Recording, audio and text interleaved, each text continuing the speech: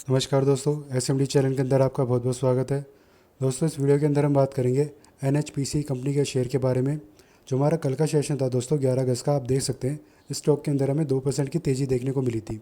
इस तेज़ी का कारण दोस्तों ये भी हो सकता है, आज यानी 12 अगस्त के दिन जो है दोस्तों इसका Q1 के रिजल्ट आने वाले हैं। तो मार्केट को ऐसा अनुमान है कि इसके रिजल्ट हमें अच्छे देखने को मिल सकते हैं। अब देखते हैं दोस्तों अच्छे इसके रिजल्ट कैसे निकल कर आते हैं। अच्छे रिजल्ट आ गए तो दोस्तों डेफिनेटली एक बुल रन यहाँ पर हमें और भी कंटिन्यू होता हुआ देखने को मिल सकता है।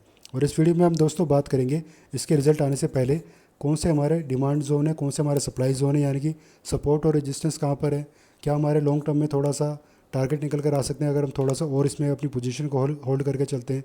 अगर स्टॉक में गिरावट आ गई तो कहाँ तक आ सकती है और किन लेवल पर हम इसमें बाइंग साइड में पोजीशन बनाकर चल सकते हैं। इन सब के बारे में हम बात करेंगे दोस्तों, लेकिन उससे पहले एक नज़र ज़रा इसके मार्केट कैप के ऊपर हम डाल लेते हैं। 82,000 करोड़ का मार्केट कैप है दोस्तों कंपनी का। फेस वैल्यू इसकी अभी भी 10 बनी हुई है, जो कि बहुत ही अच्छी बात है दोस्तों।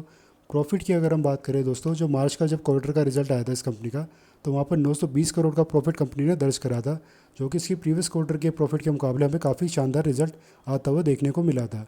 अब देखते हैं दोस्तों जब आज का रिजल्ट आएगा तो कितना प्रॉफिट हमें बढ़ता हुआ देखने को मिलता है या फिर घटता हुआ देखने को मिलेगा। इसके अलावा प्रमोटर्स की हिस्सेदारी यानी सरकार की हिस्सेदारी की अगर हम बात करें तो 67% बनी हुई है। और एफ की हिस्सेदारी हम देखें तो ऑलमोस्ट 9.5% के आसपास यहाँ पर हमें देखने को मिल रही है। अब जरा इसके हम चार्ट पर चलते हैं दोस्तों। चार्ट पर मैं आपको बताना चाहूँगा दोस्तों, सबसे पहले तो हम जरा इसका लाइफ हाई देखते हैं दोस्तों। वीकली चार्ट पर हम चल के इसका लाइफ हाई कहाँ पर है। इसका लाइफ हाई है दोस्तों अब तक का 118 का इसने लाइफ हाई बनाया अभी तक दोस्तों। वो भी कब बनाया था, 2024 में बनाया था।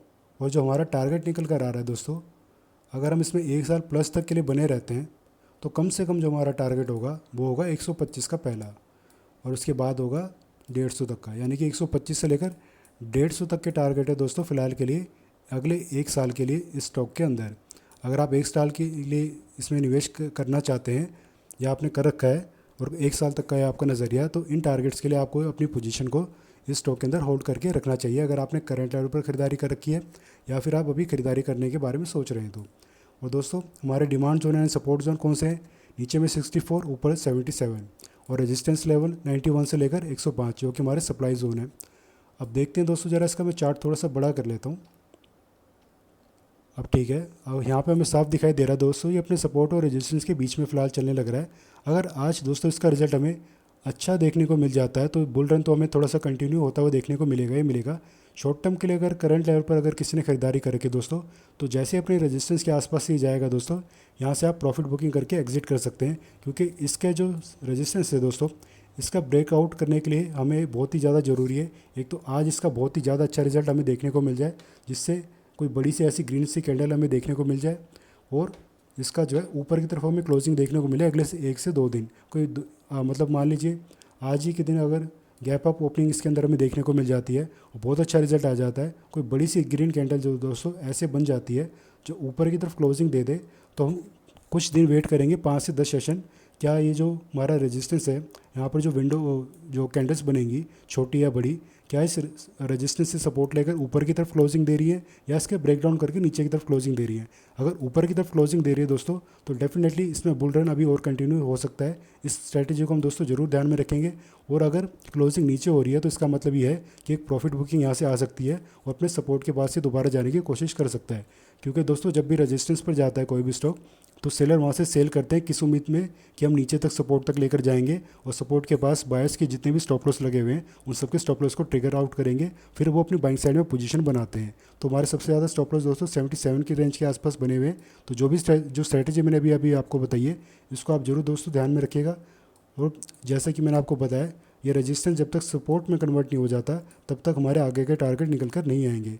बहुत ज़रूरी है दोस्तों रिजल्ट इसका अच्छा आ जाए, वो जो 91 का सपोर्ट है ये रेजिस्टेंस है ये सपोर्ट में कन्वर्ट हो जाए, फिर 91 से लेकर 105 की रेंज होगी दोस्तों जहाँ पर कुछ दिन ही टाइम पास करेगा, उसके बाद ही इसका ब्रेकआउट भी हमें देखने को मिल सकता है।